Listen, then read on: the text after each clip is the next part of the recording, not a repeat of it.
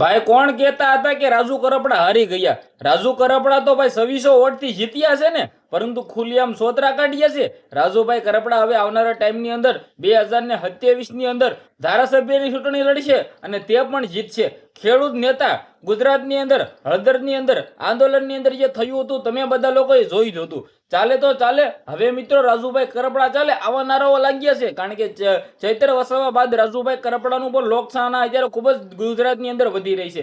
ગોપાલ ઇટાલિયા, ચૈત્ર વસાવા અને રાજુ કરપડા ત્રણેય આમ આદમી પાર્ટીના એવા દિગ્ગજ નેતા હતા કે જેને જોઈને ભલભલા લોકોના હોશ ઉડતા હતા. પરંતુ અચાનક જે થયું હતું, રાજુ કરપડાએ રાજીનામું આપ્યું, આપ પાર્ટી છોડીને ભાજપમાં ગયા અને ત્યારબાદ ભાજપમાંથી ચૂંટણી લડ્યા. આ જે ચૂંટણી ગઈ છે આ ચૂંટણીની અંદર તે વિજય મેળવ્યા અને ત્યારબાદ હવે આવનારા ટાઈમની અંદર 2027 ની અંદર ધારાસભ્ય બનશે.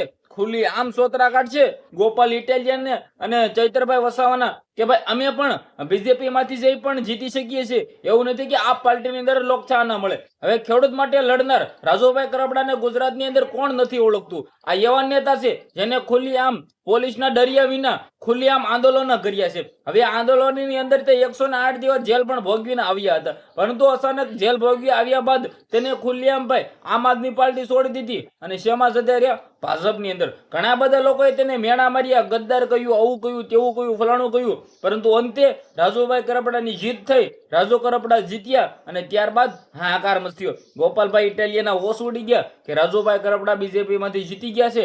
ચૈતરભાઈ વસાવા પણ ખુલ્લેઆમ કહી રહ્યા છે કે રાજુ કરપડા જીત્યા છે. હવે આવનારા ટાઈમની અંદર શું એટલે ગોપાલ ઇટાલિયા સામે જ ચૈતર વસાવા સામે જ લડત લડશે.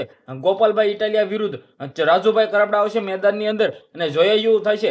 એવું તો કઈ થાય નહીં, પરંતુ આ તો ખાલી બોલવામાં સારું લાગે. પરંતુ તમે બધા લોકોએ જોયું કે જે રીતે હાલ ગુજરાતની અંદર રાજુ કરપડાની જીત થઈ છે, હવે વધારે નામ બની ગયું છે મોદી સાહેબ સાથે રાજુ કરપડાના છેડા છે. શેર કરો, ફોલો કરો. ધન્યવાદ.